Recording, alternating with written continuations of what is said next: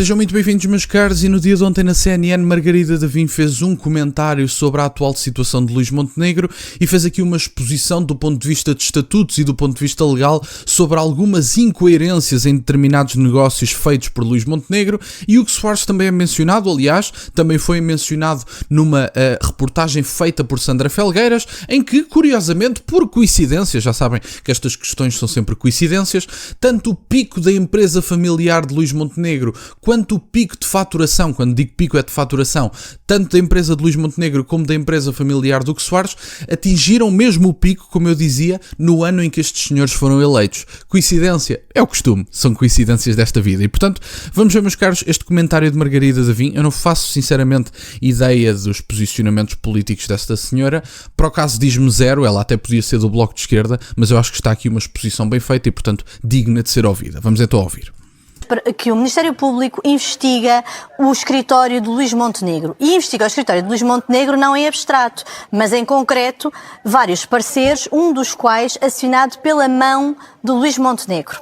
E esses pareceres o que é que fizeram? Isto é no âmbito de uma obra de um ramal da CP em Espinho e de um parque de estacionamento que foi adjudicado a uma empresa, a ABB, com base num concurso cujo preço foi fixado pelo mesmo gabinete de arquitetura que fez o projeto da casa de Luís Montenegro em Espinho, e esse preço era tão baixo que todas as outras empresas, pelo preço que apresentaram, saíram do concurso. Foi escolhida esta empresa que, apesar desse preço ser tão baixo, apresentou um preço a concurso de 7.000 euros a menos do que o preço base.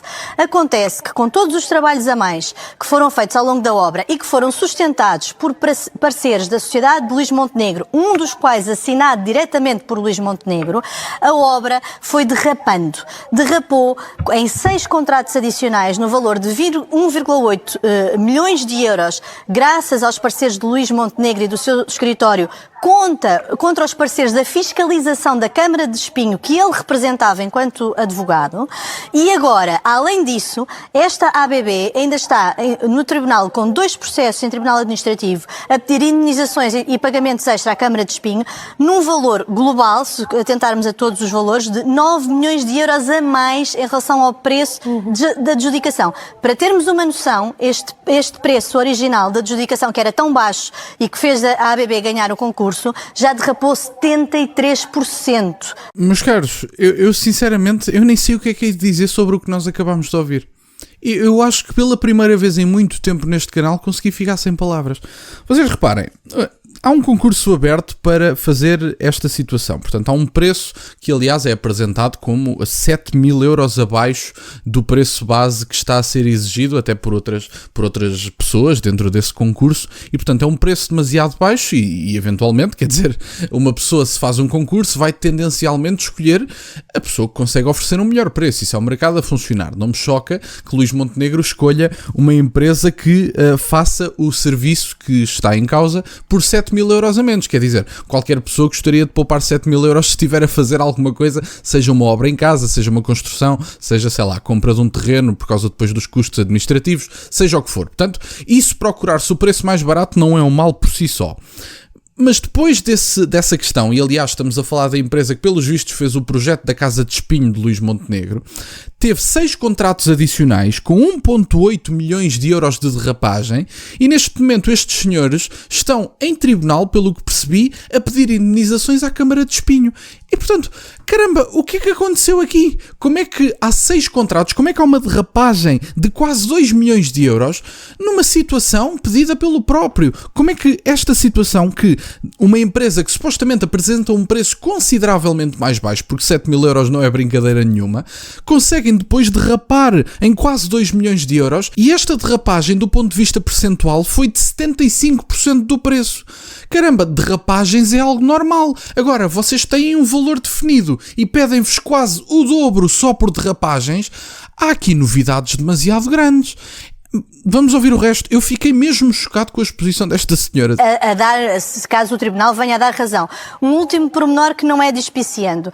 Quando Luís Montenegro sai da Sociedade de Advogados, é substituído por um outro sócio. E esse outro sócio fica com este processo mais uma vez, a defender a Câmara de Espinho, que entretanto já tinha saído das mãos do PSD de Pinto Moreira e estava nas mãos do PS.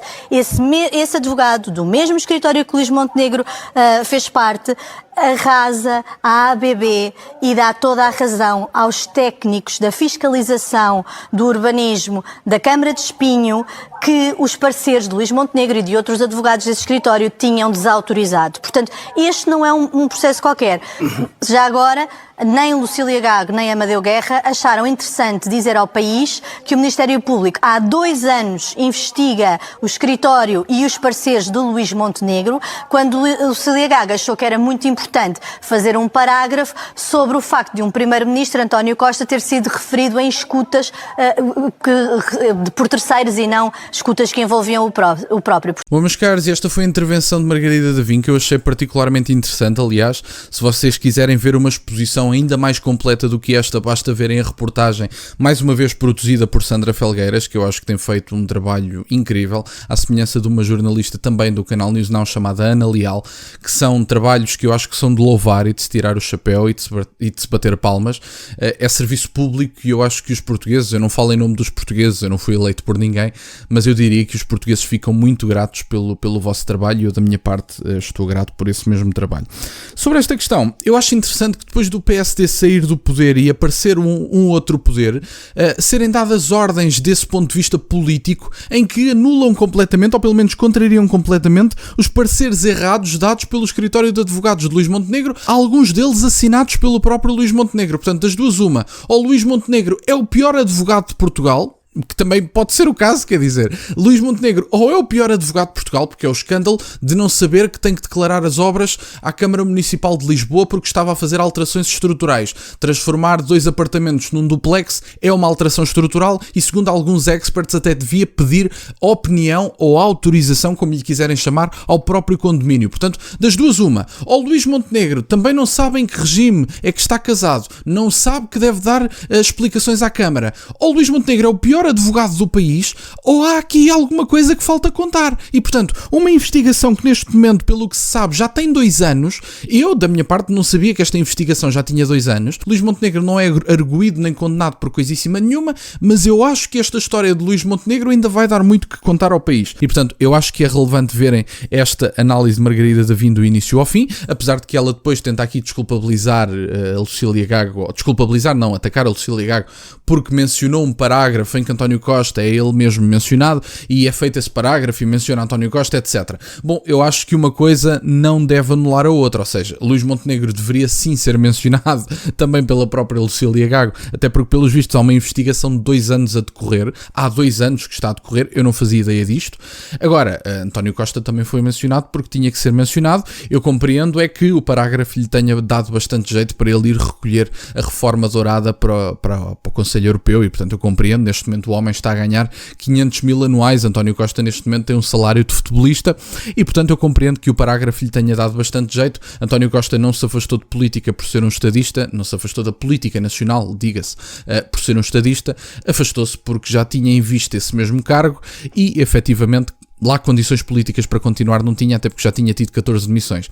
E há pessoas que me perguntam muitas vezes, bom, mas então tu não achas que o governo de Luís Montenegro seja a mesma coisa que o de António Costa ou que Luís Montenegro seja igual a José Sócrates?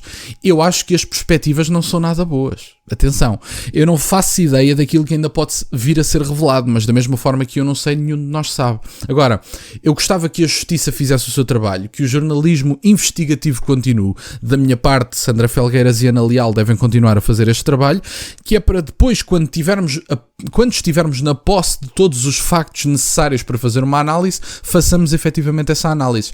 Eu acho que ao dia de hoje, a magnitude daquilo que Sócrates é acusado, isto do ponto de vista de estatutos legais, a quantidade de crimes e a magnitude dos crimes de que José Sócrates é acusado, não é, até ao dia de hoje, comparável com aquilo que Luís Montenegro está, pelos vistos, a ser investigado e foi denunciado em algumas denúncias anónimas, ou seja, denúncias anónimas e uma outra feita por Ana Gomes, que ela própria admitiu. E portanto, vamos ver o resultado destas investigações. Eu espero que o povo português não caia na lenga-lenga de Luís Montenegro se vitimizar e depois ainda votam nele. Espero que pelo menos o povo português faça com que Luís Montenegro tenha consequências políticas, mais que não seja pela sua situação ética. A sua situação judicial e legal vamos deixar para os órgãos competentes, que espero cada vez mais que sejam mais céleres, porque se Luís Montenegro, acho difícil, mas se Luís Montenegro for inocente, quero rapidamente que a verdade venha ao de cima. Se Luís Montenegro for culpado, espero sinceramente que venha a ser condenado brevemente, e portanto é um bocadinho por aqui. Portanto, eu quero celeridade na justiça para sabermos efetivamente quais é que foram os negócios de Luís Montenegro e que tipo de negócios foram estes e que contornos é que têm estes negócios, nomeadamente através de algumas parcerias, digamos assim, por baixo da mesa talvez, com o setor público. E portanto, era isto que eu tinha para partilhar, meus caros. Margarida Davim fez aqui uma exposição que eu achei bastante interessante. Vou tentar procurar o link e deixar na descrição, apesar de não o ter encontrado numa primeira instância, mas era isto que eu tinha para partilhar. Obrigado por estarem desse lado, deixem seu gosto neste vídeo e subscrevam o canal. Tem as minhas redes sociais e o MBO na descrição, para o caso de quererem fazer alguma doação. E nunca se esqueçam, meus caros, questionem tudo. Até à próxima.